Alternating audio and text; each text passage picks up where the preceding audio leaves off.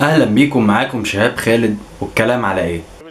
أفخم جوائز السينما العالمية لا تزال تحتفظ بألقها في دورتها ال95. I'm bad about a first Oscar for you.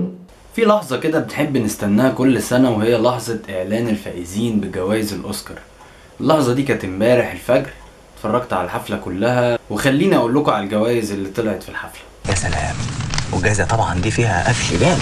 خد معانا افضل فيلم Everything Everywhere All at Once، وافضل ممثل خدوا براندون فريزر عن بطولة فيلم ذا ويل، وافضل ممثلة ميشيل يو، برضو نفس الفيلم اللي خد افضل فيلم Everything Everywhere All at Once. والفيلم ده كمان خد فيه جوائز افضل مخرج دانيال كوان، وافضل ممثل مساعد كي هوي كوان، وافضل ممثلة مساعدة جيمي لي كيرنز. والفيلم اللي انا كنت مستني له جوائز اكتر خد معانا جايزة واحدة بس، افضل مؤثرات بصرية افاتار الجزء الثاني، وتوب جان مافريك خد افضل هندسة صوتية. طيب خلينا اتكلم معاكم شوية عن فضايح الاوسكار على مر السنين. اول فضيحة معانا سنة 2013، فضيحة جينيفر لورنس. هي ما تعتبرش فضيحة قوي لان هي في السنة دي خدت افضل ممثلة. المضحك في الموضوع انها وقعت وهي طالعة تستلم الجايزة، وده وترها جدا، بس هي اتعاملت مع الموضوع باحترافية شديدة، وما عملتش مثلا زي ميريل ستريب. لو كانت هتقع نفس الوقعة كانت هتطلع تقولك شوفوا انا وقعت بس قمت تاني والجو ده، واتعاملت مع الموقف عادي. وفي السنة اللي بعدها برضو حصل لها نفس الموقف على الريد كاربت ووقعت. واضح ان هي بتحب تقع كتير. والله وقعت.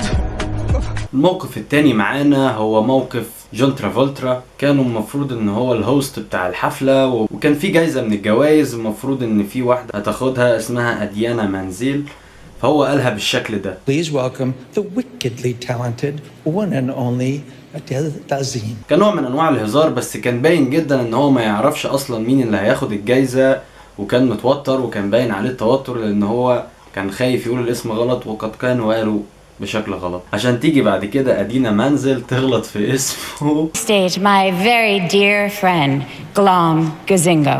ويتحول الموضوع لدعابة او لتحرش، مش واخد بالي يعني.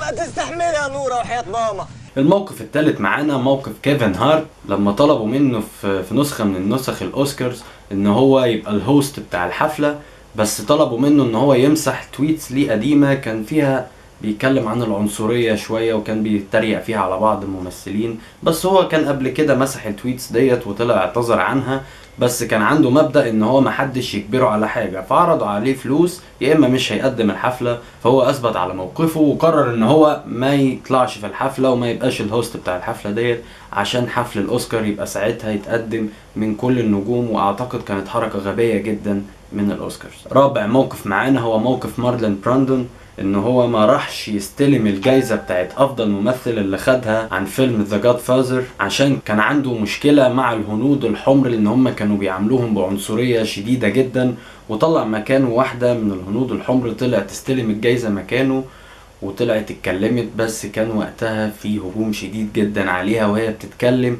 وما خلوهاش تعرف تتكلم في موقف حلو جدا من مارلين براندون. الموقف الخامس معانا للمخرج مايكل مور. المخرج دوت من اشهر مخرجين الافلام الوثائقية، وانا ذات نفسي كنت بحب افلامه جدا، وكنت شايف انها من افضل الافلام الوثائقية اللي اتعملت قبل كده. سنة 2002 كان خد جايزة افضل فيلم وثائقي، وطلع وهو بيتكلم عن الجايزة خبط في جورج بوش، وكان ساعتها هو الرئيس، وساعتها القاعة اتحولت لسوق، وبقى نصهم بيصفروا عليه ونصهم بيحيوه عشان نشوف مشهد استلام جايزة فنية على مسرح زي مسرح الأوسكارز اتقلب لمشهد سياسي بين مهاجم ومعارض لرئيس. وده طبعا ضد قواعد الفن، لان انت مادام دخلت مجال الفن ما ينفعش وانت على المسرح تتكلم عن 3 حاجات اللي هم الجنس والدين والسياسة.